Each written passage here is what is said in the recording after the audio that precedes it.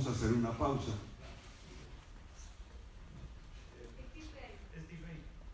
Perdón, ¿dónde? Arriba.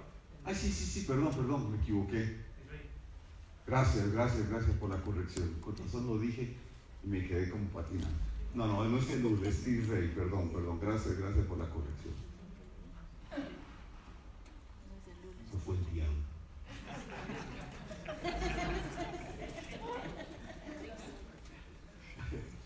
Vamos a hacer el cambio del CD.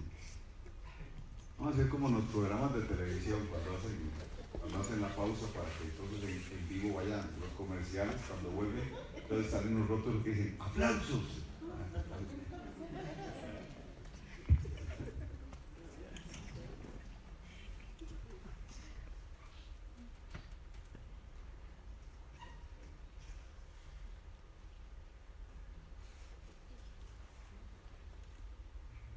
Me aseguro que todavía usted está pensando en el norte.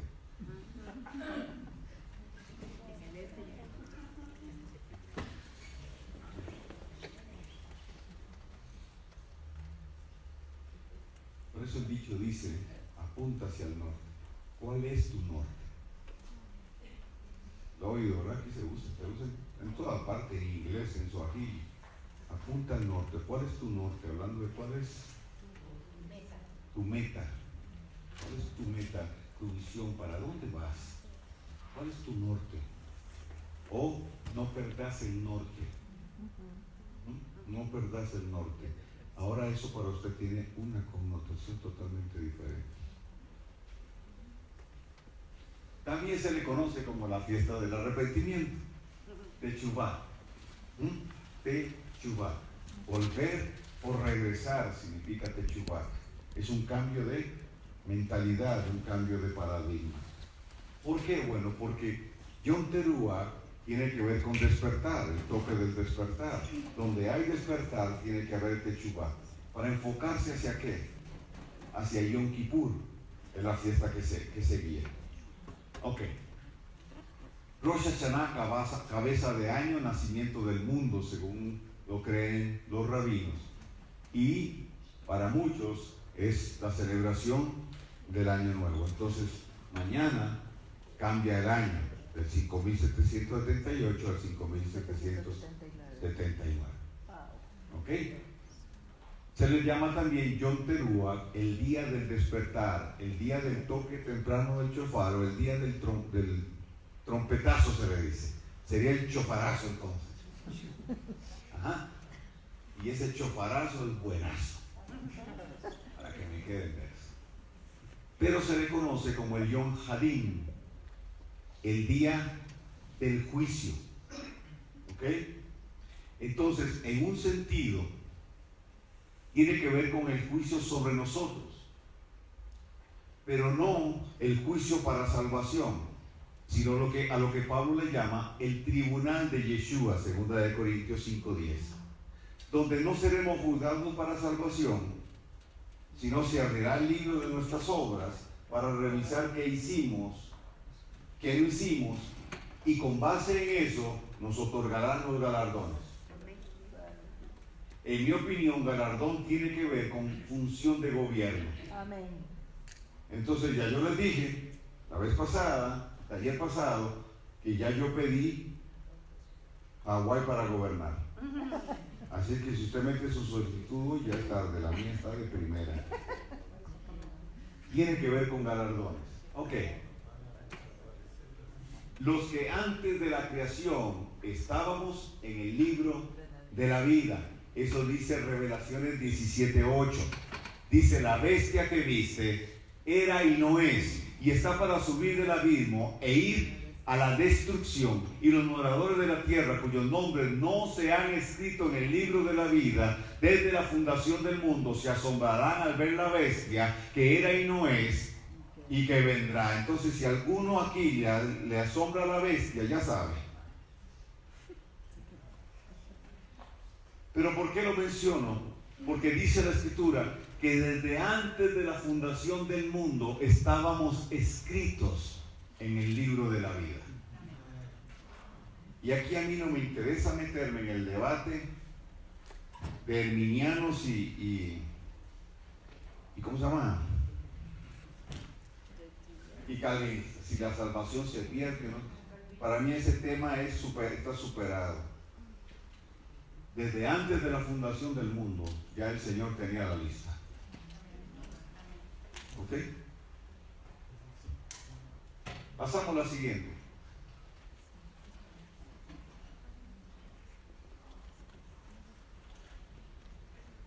A esta festividad también se le conoce como Hag Melech, la coronación del Mesías. Eso está en Revelación o Apocalipsis capítulo 5.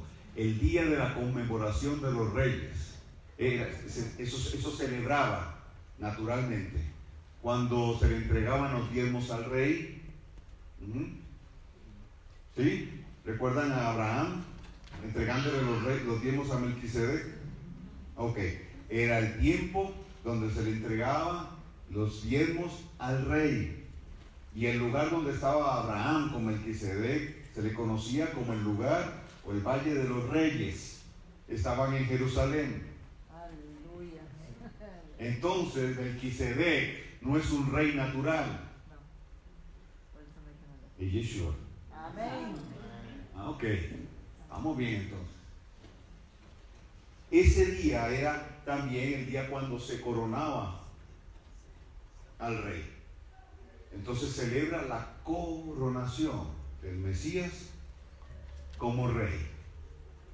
También se le conoce como el día de la apertura de las puertas, relacionado con los días de Noé. Dice Isaías 26:2 de la Biblia Jubilee Bible.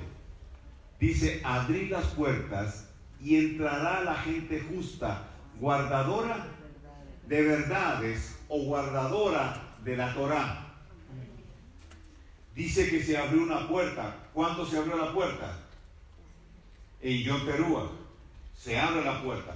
Proféticamente, entonces la fiesta nos anuncia que la resurrección de los muertos y el arrebatamiento, que en el hebreo es Natsal. Primera de Tesalonicenses 4:16-17 dice: porque el mismo Señor, con aclamación, con voz de arcángel y con shofar de Dios, descenderá del cielo, y los muertos en Yeshua en Cristo resucitarán primero.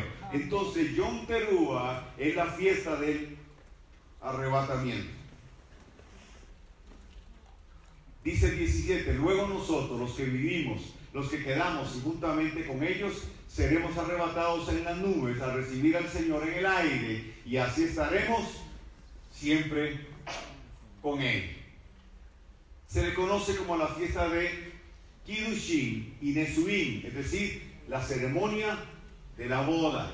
Entonces, cuando seamos levantados, me devuelvo un poco. Cuando entremos por la puerta del oeste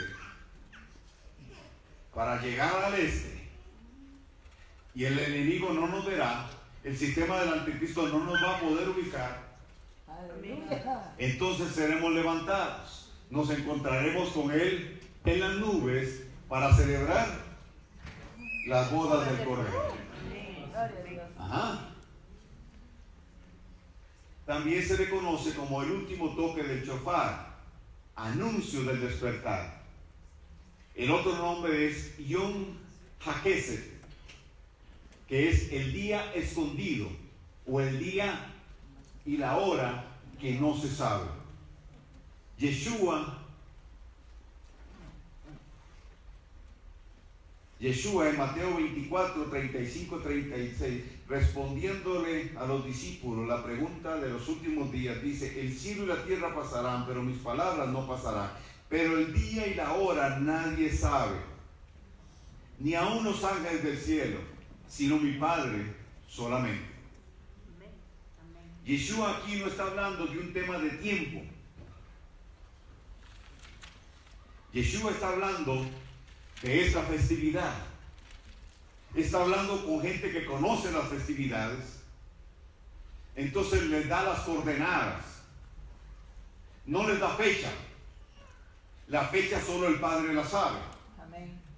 Pero usted y yo ahora sabemos que es en Yom Teruah que seremos levantados. Amén. ¿Qué fecha? No sabemos. Pero si Dios estableció los Moedim como señales, quiere decir que nos vamos. Amén. En Yom Teruah. No va a ser en otro lugar. Entonces no se preocupe, no va a ser mañana. Ni siquiera el miércoles entrante, porque Dios cumple con su calendario. Él cumple con sus señales. Él no nos da coordenadas equivocadas. Él no es como el lobo en el cuento Caperucita Roja. Andate por este camino que es el más corto.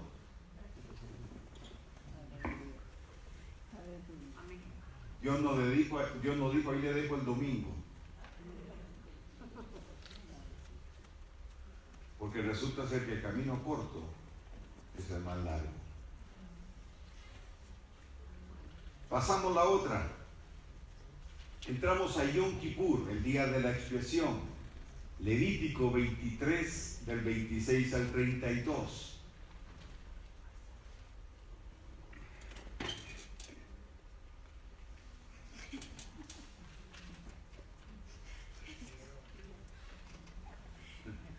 Yom Kippur, el día de la expiación. Viene la palabra Kippur, que a su vez viene de la raíz kafar, que significa cubrir una falta, expiar, condonar una deuda, cancelar una deuda. Eso es expiación. No voy a entrar en muchos detalles. Usted sabe que era la festividad en la que entraba el sumo sacerdote al lugar santísimo solo una vez al año, con unas campanitas en el borde de las vestiduras y amarrado con una cuerda, porque si el proceso de purificación no había sido el correcto, la presencia de Dios lo mataba. Gracias, Señor, por tu sacrificio, porque si no, más de uno estaríamos viendo al Creador cara a cara. También se le conoce como la fiesta de cara a cara. El sumo sacerdote estaba frente al Eterno en el Santísimo, cara a cara. Pero también tiene que ver con el juicio inicial sobre las naciones, antes de entrar plenamente al milenio.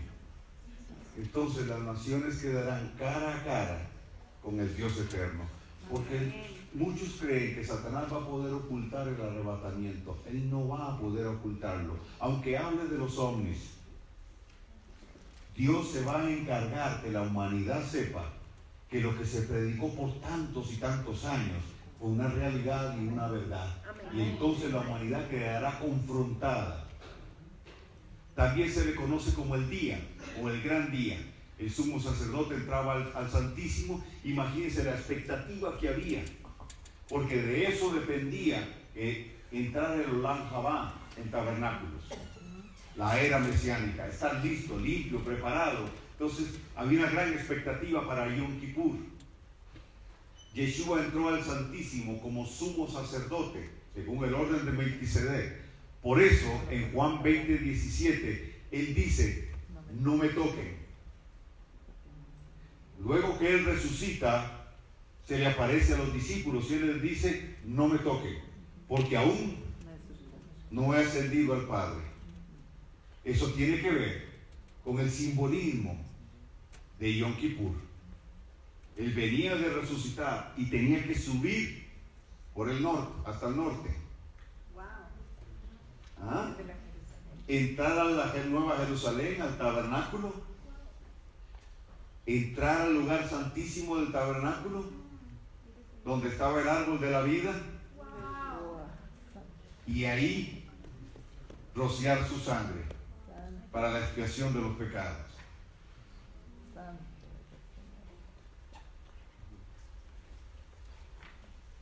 Es el último de los 10 días de arrepentimiento y es el día más solemne. Se cree que aquellos que no han sido lo suficientemente buenos como para ser inscritos en el libro de la vida de Rosh Hashanah o Yom Teruah, se les da 10 días para arrepentirse antes que llegue Yom Kippur. Es el día en que será decidido su futuro. Se le conoce entonces como el día. El que no ha recibido a Yeshua ahí tendrá un plazo de 10 días para que el autobús del oeste lo tome y lo lleve al norte. Amén. Pasamos a la siguiente, por favor. Se le conoce también como el sonido del gran shofar o el shofar hagadol, el toque final, el del cierre de la puerta. Recordemos entonces que Dios le habla a Moisés, a Noé, bueno, también le habló a Moisés, y habló a Noé que haga el arca. Noé construye el arca y trae Dios los animales. Noé no los fue a traer, el eterno Dios se los trajo. La puerta se abrió y duró 7 días el proceso. La puerta abierta para entrar. Si algún mortal hubiese entendido y aceptado, hubiese podido entrar. Pero por la dureza de esa generación, ninguno entró, excepto los animales, Noé, su esposa, hijos y nueras, que sí eran.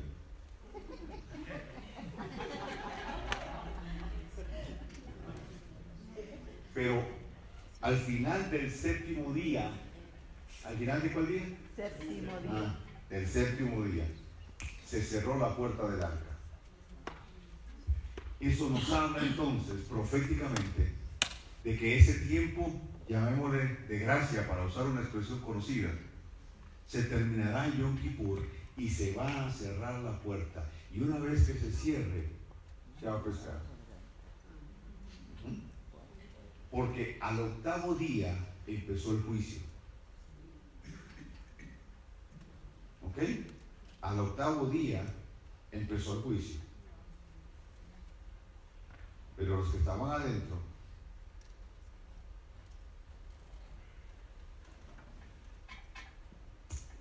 también se le llama Neilá, cierre de las puertas, ¿ok? Habla de la segunda venida de Yeshua. Zacarías 14, 3, 9. Dice, entonces saldrá el Señor y peleará contra aquellas naciones como cuando Él peleó el día de la batalla.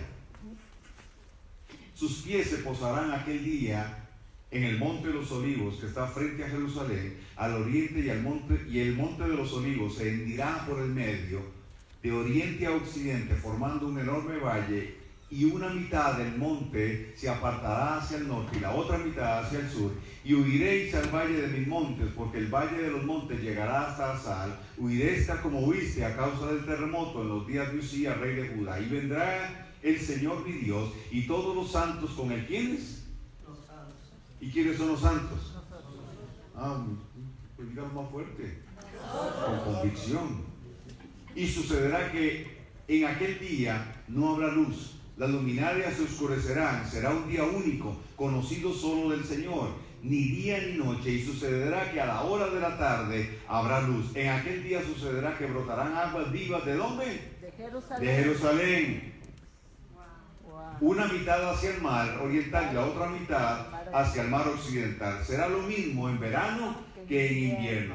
Y el Señor será rey sobre toda la tierra. Aquel día el Señor será uno y uno su nombre. Aleluya, gloria a Dios, gloria. Wow. Estamos, sí. En Yom Kippur, Moisés descendió con las segundas tablas. Recuerde que las primeras él las quebró. Ahora entonces Yom Kippur desciende con las segundas tablas. Y estas dos tablas, o estas, sí, dos ediciones de las tablas, nos hablan proféticamente de la primera y de la segunda venida de Yeshua. Entonces las primeras tablas fueron entregadas en Pentecostés, Shavuot, pero las segundas fueron entregadas en Yom Kippur. Aleluya, gloria a Dios. ¿Ah? Entonces, aquí, claro, misericordia de Dios, pero también aquí vamos a señalar algo que para mí es contundente. Hoy hay una doctrina que enseña que el día de Pentecostés, allá en Jerusalén, no fue el Espíritu de Dios el que descendió, sino fue la segunda venida de Yeshua.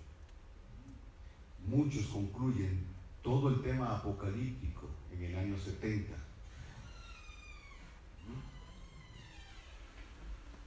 Eso creen muchos hoy. Entonces, algunos dicen que estamos en el milenio, otros dicen que estamos en una etapa postmilenio, otros dicen que estamos en una etapa premilenio, pero que ya el Señor viene.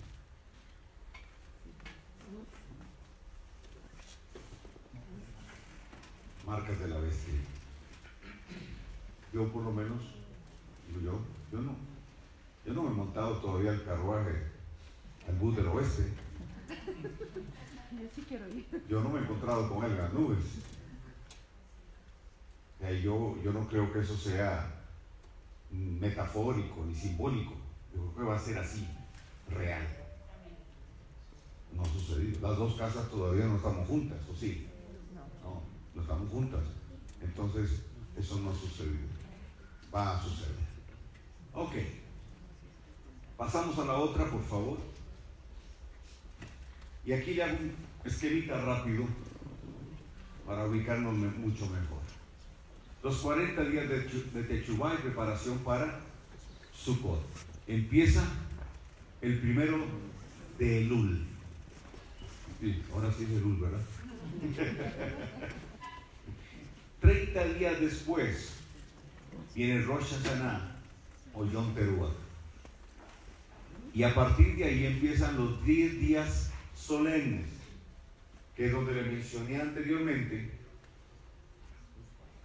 que durante esos 10 días, antes de que se cerrara la puerta, había oportunidad para que otros conocieran y recibieran al Mesías. Luego vienen 5 días antes de Sukkot, y la fiesta de Sukkot dura 7 días. Pero luego viene la festividad de Simchat Torah. Y Simchat Torah extiende una invitación. ¿Por qué? Porque la fiesta se alarga a 8 días. Y la proclama de Simchat Torah es: quédate un día más. Nosotros ya subimos.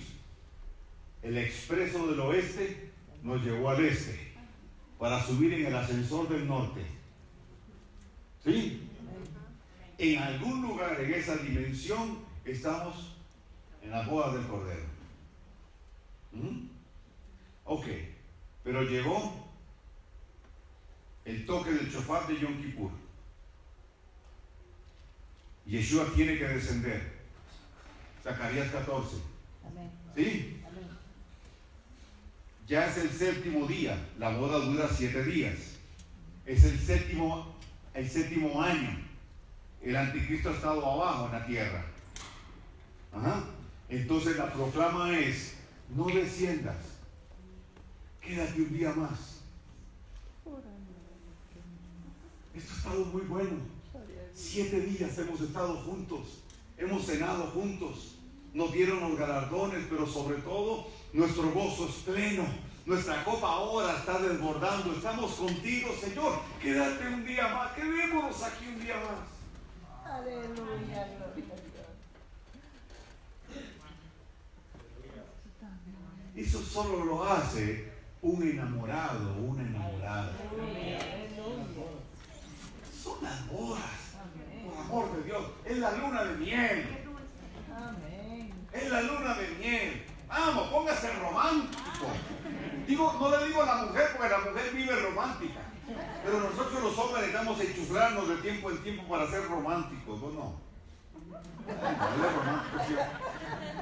Póngase romántico. A algunos les incomoda, dice que es la novia. No, entiendan el sentido profético. Estamos con Él, la estamos pasando chévere. Sí, Señor, aquí vamos a orar. Un día más, Señor, una copita más. porque va a haber vino. Si usted está esperando jugo de uva, ahí no va a haber té. Café sí. Café sí.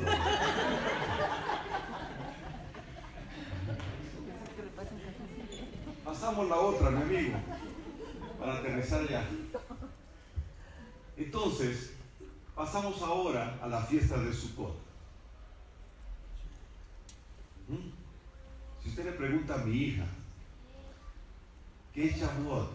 Ella te va a decir, manas, semanas.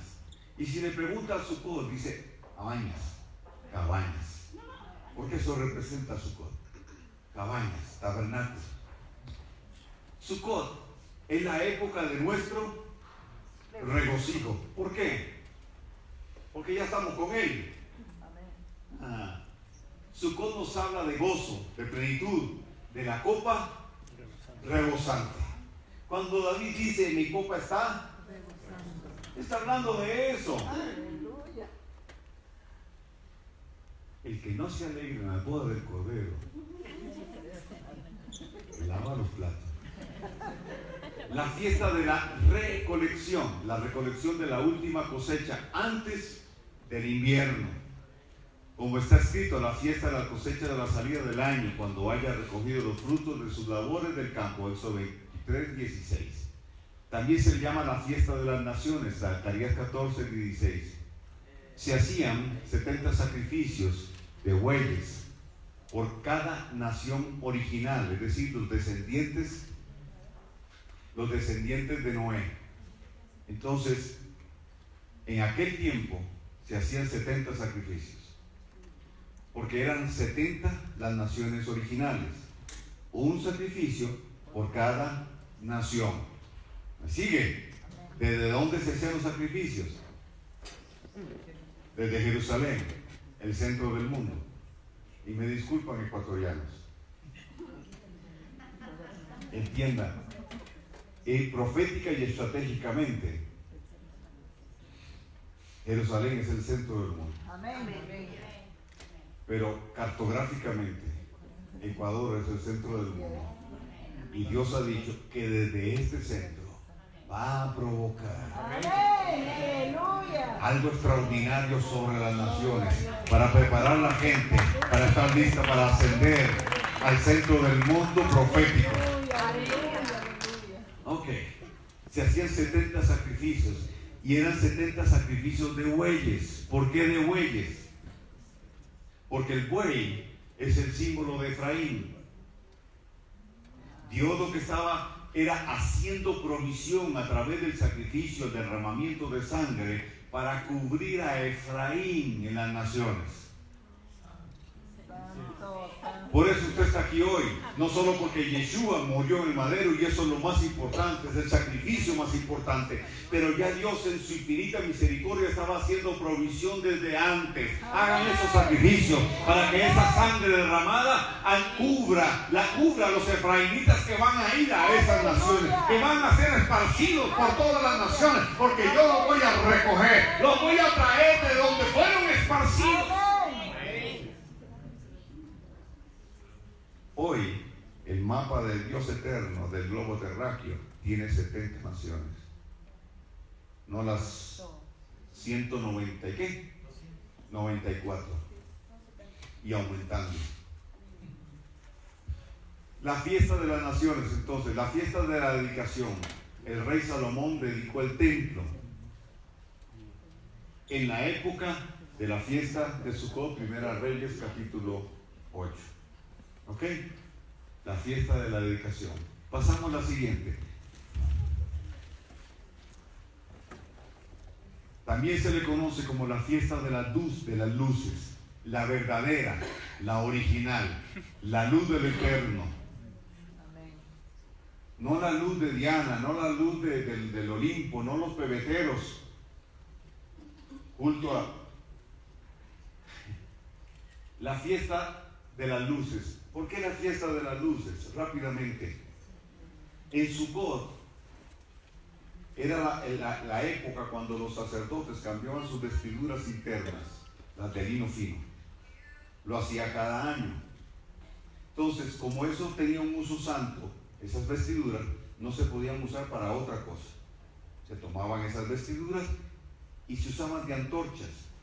Se tomaban unas vasijas enormes, se llenaban de aceite y con esas vestiduras se hacían las antorchas. Se ponían en los lugares más altos del muro en Jerusalén. Y dice la tradición que Jerusalén quedaba alumbrada por 7 días que dura la fiesta. Las noches estaban alumbradas por esas luces, pero anticipaba al Mesías, lo que el Mesías haría, porque dice que cuando la nueva Jerusalén se establezca, no habrá necesidad, no habrá sol, no habrá día ni noche, no necesitaremos el sol, porque su gloria lo alumbrará todo. Por eso dice, él dijo, yo soy la luz. Es la fiesta del nacimiento de Yeshua en el inicio, y también habla del inicio del Olam Jabá, de la era mesiánica, el Atil Labó. Isaías 2, del 2 al 4 dice, y acontecerá en los postreros días que el monte de la casa del Señor será establecido como cabeza de los montes, se alzará sobre los collados y confluirán a él todas las naciones. Está hablando del milenio.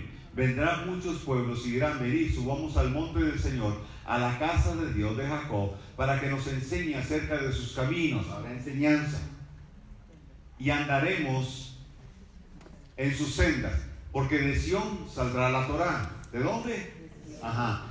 Y de Jerusalén la palabra del Señor.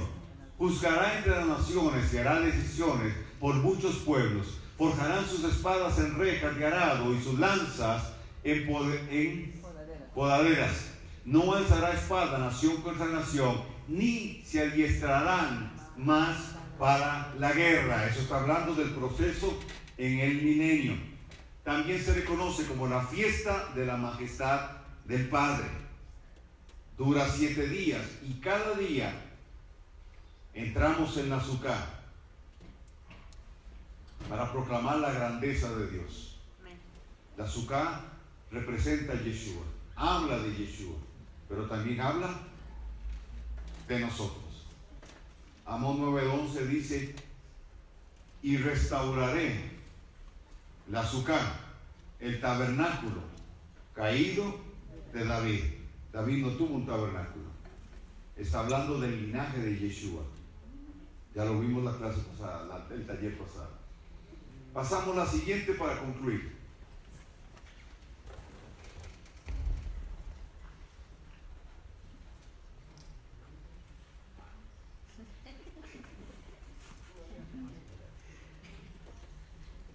Ok.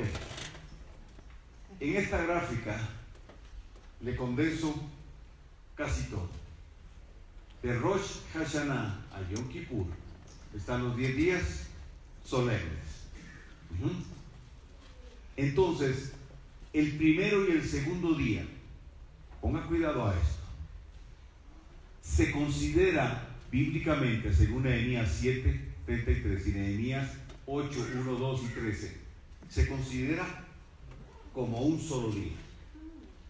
Eso usted lo va a tener que estudiar en su casa. Yom Teruah nos habla de nuestro encuentro con el Señor en las nubes. Después de que se dio la resurrección. ¿Cuándo sucedió eso? En el día escondido, el día y la hora que nadie sabe. ¿Por qué se le llamaba así? Porque es la única festividad que está determinada por la luna nueva. Entonces hay todo un proceso para poder identificar la luna nueva. Las demás es con la luna llena, y eso es muy sencillo. Luego entonces viene un periodo del día 3 al día 9. 3, 4, 5, 6, 7, 8, 9. 7 días completos. Ya nos levantaron. Ya estamos arriba. Sí. Pero mientras estamos arriba, acá abajo está la tribulación. ¿Sí? ¿Cuál es la aplicación profética de esto? El arrebatamiento nazal y las bodas del Cordero. Esto durará 7 años. la celebración de la boda, el toque del shofar. Entonces, para Rosh Hashanah nos levanta y nos introduce en este tiempo. Y la marca es como los días de Noé. Luego entonces, del día 9 viene el día 10, Yom Kippur. Ese día es un día de juicio, de confrontación para las naciones. Ese día no se sonará el shofar. Es el cierre de la puerta. El día 8 entonces viene el diluvio. Y al final de ese día entre comillas, ¿sí? Yeshua desciende. Al igual que cuando Él resucita en el filo del Shabbat y de la fiesta de las primicias. Es como hacer así: resucitó, Shabbat, primicias. Bueno, su segunda venida será igual. Yom Kippur, celebrándola, y entonces donde Él va a hacer así, nosotros lo agarramos y le decimos: quédate un día más. Quédate un día más. Para que luego entonces inicie Sukkot, es decir, el Olam Haba, el inicio del milenio, el gobierno de Yeshua desde Jerusalén, y entonces entramos en lo que la Escritura llama el Shabbat Hagadol, o el gran Shabbat. Termino aquí. Con Pesaj, proféticamente, el Señor anunciaba la escogencia de la novia. Entonces el Eterno manda a Eliezer. ¿Recuerdan? Abraham, su criado, la figura, manda a Eliezer para traerle novia a Jacob, Isaac, tipo de Yeshua. Pentecostés, ¿qué nos habla? El Señor entrega la Torá, pero la Torá es una ketubá, es un contrato matrimonial. Se desposa con Israel en el monte, pero en Hechos 2, y ya lo explicó Iván, en Hechos 2 se renueva aquello, pero ahora bajo la expectativa de que Efraín vuelva a casa, y con Efraín los gentiles. A partir de ese momento empiezan los preparativos para la novia. Según la tradición oral del pueblo de Israel, en la boda hebrea, la primera parte de la boda era el desposorio, y tiempo después era la consumación del matrimonio. Pero en el momento que se firmaba la ketubá, el contrato matrimonial, y empezaba el desposorio, aquello era legal, totalmente legal, y empezaba el tiempo de preparación de la novia. Perfumes, primero aceite y después perfume. El padre entregaba los regalos, y dentro de esos regalos le daba el perfume a ella, que lo representaba a él, al novio. Yeshua, el Padre dijo, Joel 2:28, y después de esto derramaré de mi espíritu, derramar el Libar. El Espíritu de Dios, el Ruach HaKodesh, es el perfume del Mesías. Lo que hoy llamamos unción es el perfume para ataviar a la novia, para quitarnos el olor a rebaño, a popó, etc. Para que olamos como Él, tengamos la fragancia de Él. Entonces, la unción no fue determinada por Dios para que sobresalga este o aquel o el otro, el super ungido. No. La unción pudre el yugo. Y el yugo, en el contexto de Isaías 10:26, es la rebelión. Es decir, Dios nos limpia con la unción. La unción rompe los yugos. Primero genera algo interno para luego provocar algo externo. Es más, llorar por la gente para que se caiga, porque que la gente se caiga y se levante igual no tiene sentido. Pero cuando el Espíritu de Dios te toca, caigas o no caigas, va a haber un cambio, va a haber una transformación. Él está generando entonces un aceite, un perfume, esa unción. ¿Para qué? Para ataviarnos. Entonces los días que vienen serán días de mayor unción, no para que brille este o cual ministerio, sino para que Él se señoree de nosotros, para que seamos preparados para ese día, para que seamos consagrados. ¿Por qué? Porque tenemos la expectativa de nuestro encuentro con Él. En la medida que esta expectativa crezca, más consagración tendremos. No tendrá que andar detrás de nosotros el pastor o tu padre espiritual. Haremos las cosas porque nos nace desde adentro, porque hay un enamoramiento, porque hay una pasión, porque hay una conciencia de que necesitamos consagrarnos más y estar preparados para aquel día. La sangre de Yeshua ya nos limpió. No es un tema de pecado, es un tema de amores.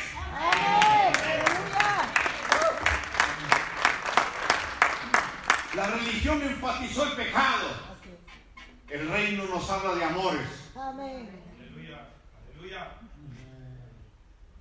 Y busqué entre las plazas y pregunté: ¿han visto al que ama mi alma?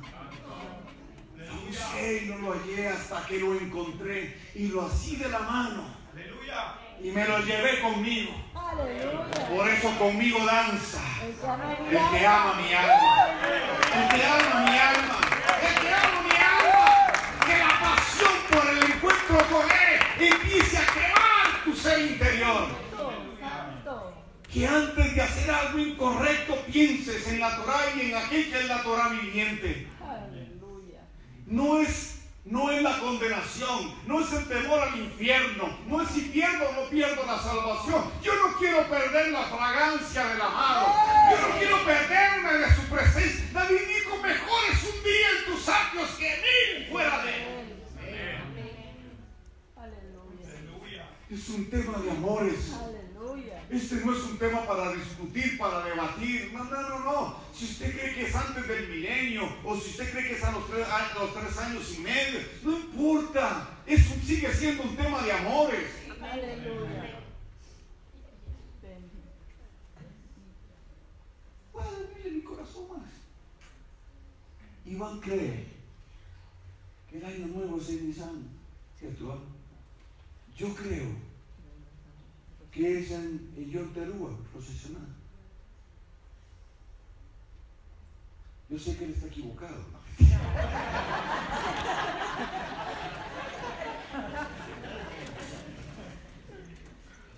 ¿Entiende? La verdad está allá adelante. Entonces yo no voy a sacrificar mi relación con Él por algo que nos tiene que ser revelado, a Él o a mí, o a los dos. Al fin y al cabo, si es a Él o es a mí, vamos a ganar los dos. Amén. Y todos los jueves nos juntamos a estudiar Torah. Y es buenísimo. Con nuestras esposas pasamos la... ¿Entiende? Es un tema de relación. Porque si por esa causa hay separación entre nosotros, pierdo la frescura de mis amores con el Eterno. Amén. Entonces, ¿no le parece que es muy tonto mantener diferencias semánticas, de interpretación, y sacrificando algo tan valioso? Porque al final no solo me pierdo en mi relación con Él, se me opaca mi relación con mi amado. Entonces tengo que buscar más. Muchos todavía andan buscando lo que hablan de Él, aunque enseñan de Él, pero todavía andan buscando porque nunca han tenido intimidad con Él. La novia, antes de ser levantada, tendrá intimidad con Él y conocerá a su amado. He aquí, yo estoy a la puerta y llamo. Si alguno oye mi voz, eso implica la identifica, y abre la puerta, yo entraré y cenaré con Él y Él conmigo. Ese pasaje no es para evangelizar, ese pasaje no es para nuevos creyentes, ese pasaje es para nosotros, ese pasaje es para nosotros, para evangelizar. Háblele a la gente de lo que Yeshua hizo en el madero, háblele de Pesa. Este es un pasaje que habla de la invitación de un amado. No sé si ya no me queda tiempo. Ok, termino acá.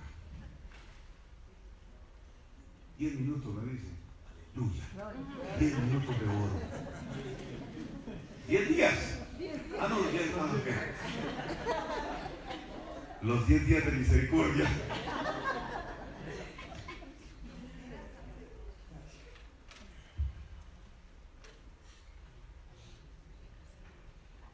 Cuando,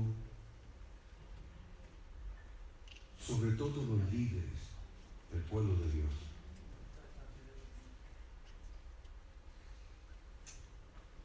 dejen de darle prioridad a lo que hacen para enfatizar lo que somos. Cuando deje de ser tan importante lo que hacemos, cuando renunciemos a la vanidad que nos proporciona lo que hacemos o la retribución que recibimos de la gente, aplausos, honra, reconocimiento, admiración, veneración y en algunos casos hasta idolatría.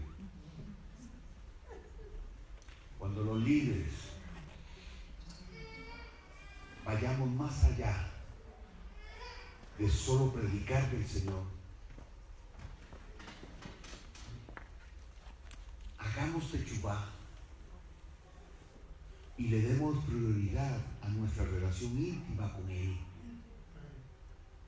y nos provoquemos los unos a los otros, no a tomarnos un café, no a un desayuno, no a un almuerzo, no a una vigilia, no a un culto unido, sino a buscar en intimidad aquel de quien hablamos, de quien, para conocerlo en la dimensión que no lo hemos conocido. Ese día se acabarán las divisiones. Amén. Juan 17, Yeshua dijo: la gloria que me diste, yo se las he dado. Vea bien, norte, la gloria que me diste, yo se las he dado, para que el mundo me conozca y sepa que tú me enviaste, para que donde yo estoy, ellos estén. Amén. Gloria a Dios. Para que donde yo estoy, ellos estén. Gloria a Dios.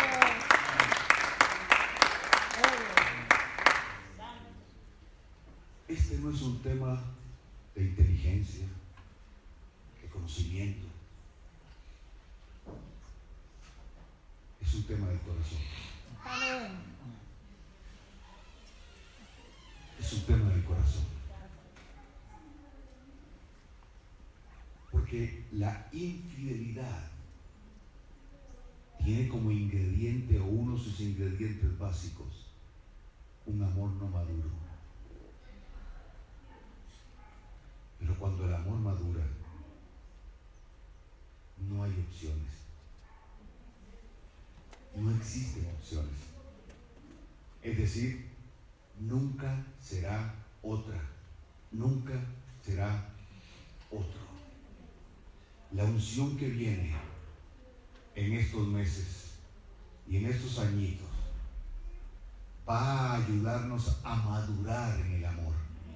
Va a ayudarnos a madurar en la capacidad de amar. Aleluya. Pero por causa de eso vamos a ser atraídos Amén. a su presencia.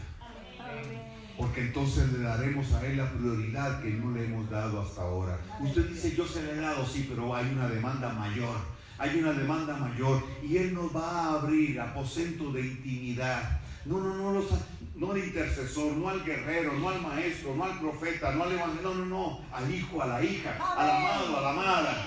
Es un aposento que se nos va a abrir. Viene un tiempo donde los salmistas empezarán a componer una alabanza diferente. Alabanza va a tener otra sustancia. Va a ser alabanza que será para enamorar al amado. Va a ser una alabanza dedicada al amado. Va a ser una alabanza que nos va a permitir volver a esa pasión, volver a ese anhelo por encontrarnos con Él. Y el que no lo tenía lo tendrá. Y el que lo tenía va a ser aumentado. Van a ser melodías que no han sido tocadas, canciones que no han sido cantadas, poemas que no se han dicho, con los que el pueblo de Dios empezará a cantar. Seremos la novia enamorada. Entonces estará por demás las diferencias que podamos tener. Estamos enfocados en aquel que es nuestro objetivo, por el que vibra nuestro corazón. Póngase de pie. Pastor Pedro, ¿quiere terminar orando, por favor?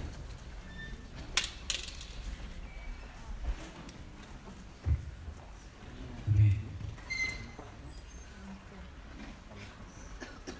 Queremos seguir, ¿no es cierto? Tenemos que venir al próximo taller. Tenemos limitación de tiempo, es entendible para todos. Y agradecemos, reconocemos el amor de esta casa y queremos respetar esa confianza a los pastores. Gracias por recibirnos. Queremos movernos siempre en un horario para poder continuar haciéndole orden. Queremos seguir